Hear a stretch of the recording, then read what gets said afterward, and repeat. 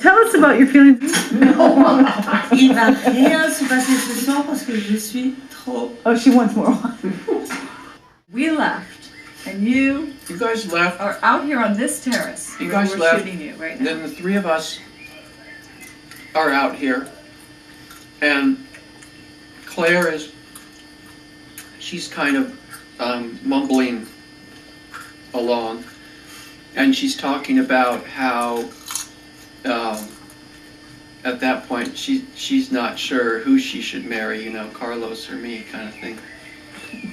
And Carlos and I are on either side of her, and she's holding our hands, and she thinks, whatever.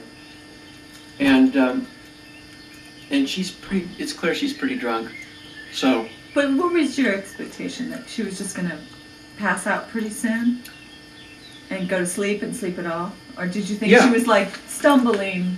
Well, no. The thing was that we were out here, and it started to get a little chilly. It was like 3 a.m. at that point, 2:30, whatever it was, and so we thought, I was like, I'm gonna go to bed, and let's get Claire inside, and it was kind of clear at that point she was probably gonna sleep here somewhere.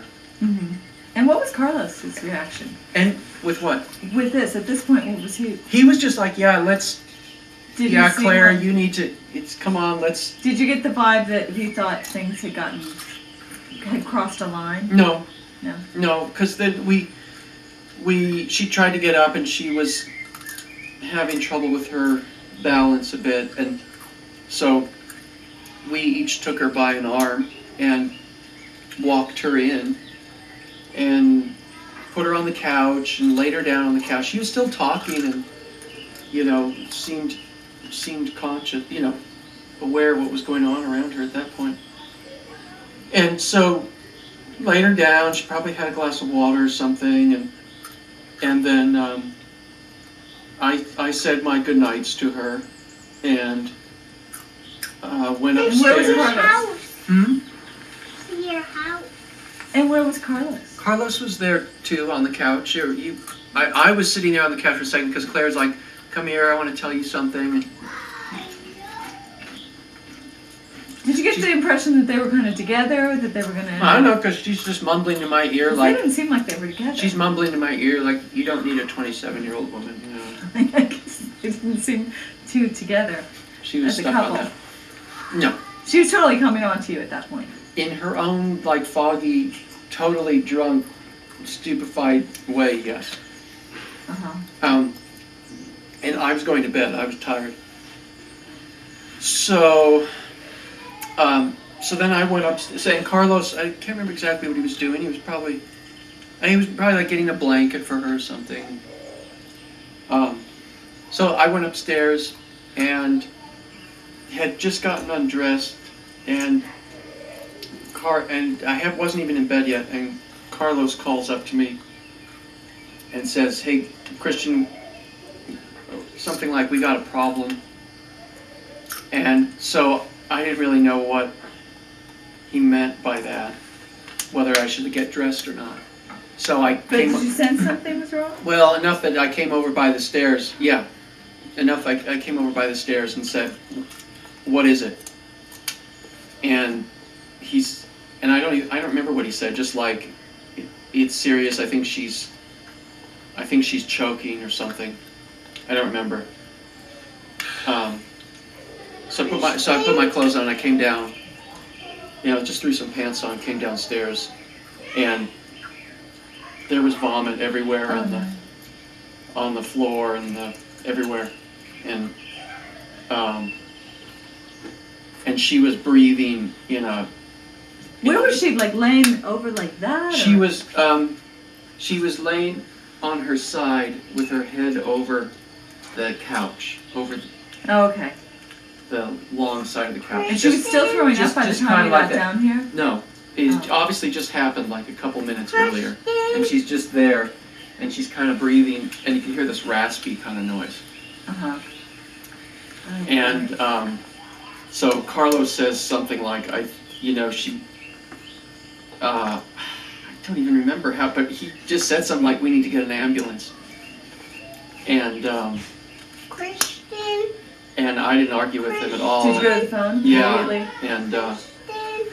went to the phone and hit the fire department button, then realized that was the wrong one to hit, and hit the SAMU button, which is the like emergency medical people. And I was on the phone, and the woman asked me, "What has she been?" I said, she'd been drinking too much, and she said something like, "Are there any medications involved?" Hold on, Charlie. Are there any medications involved? And I said the question out loud, so that Carlos could hear, just sort of like, "Are there any medications involved?" And Carlos was like, no, nothing, no. So I'm kind of like, no, it's just drinking, apparently. That's so weird. And I yeah, can't believe that. that was weird. That's weird that he knew the name of the medications and He the doctor who had prescribed them And and he had didn't say, his phone number. but that's later, because he didn't say anything at that point. He But just no, said, but let's just go back. Isn't that weird in retrospect? yes, that of course he- it is. Denying Yeah, them? yeah. And the woman is rattling away to me in French, and at that point, I thought Carlos's French is better to handle this situation than mine, because he was telling me things, and I'm just like, "Carlos, come here, get on the phone, figure out what she's saying." And I went back over to Claire, and then Carlos said something like, she says, put your fingers down her throat. And You had to do it? so, yeah, you just... You did it? Sure. I mean, you just put your fingers down, and she's kind of like, and you're like... Were you like at the same time pulling away so Well, she wouldn't throw up on you? No, it's sort of like you just do it, Yeah. Wow. Wow. You're just like... So you saved her life. Well, she's still breathing, so it's okay, No. But, she was. and so then- she was inhaling. And so then Carlos got off the phone, and he said, ambulance is on its way. He took over the finger down the throat So you bit. guys just kept doing it. And, I guess if it seemed like it needed to be done, so... Oh, when she would start choking again. I Oh my God. don't even remember. It was She just would've like been a something goner. that needed to be done right at the moment, and then... I'm so glad. And then you maybe did she that. kind of stabled out a little bit, and it seemed like breathing was, but she still looked really bad. She was all like crumpled over and completely out of it. No response, nothing. No, I was going to say the longest part of the whole evening for me was that point when I said, okay, I'll go down and wait for the ambulance, because for the sake of this interview, so people know, this house is over half a mile from Main Road, and it's up a little Right. There's no way. winding road, Yeah.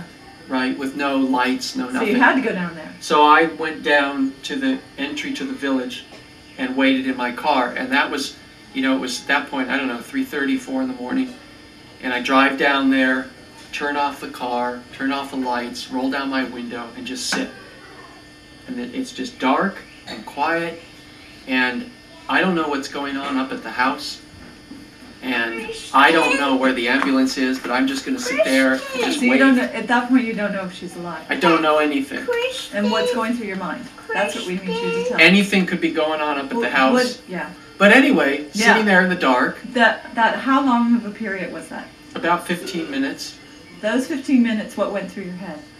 that this could be anything, that she could be dead up there, that the ambulance might not be on its way, and that could That lead to problems. Could have been messed up. Or, Anything's possible. I Right. mean, I don't know. So you're worried about the ambulance Yeah. getting there. And then at the same time, how can, just sit back and just wait. Were you thinking about what is Carlos doing? Yeah, up there? I was thinking about well, in the sense of what is going on up there. Yeah. What You is know. he doing to keep her alive? And What is going on up there? So then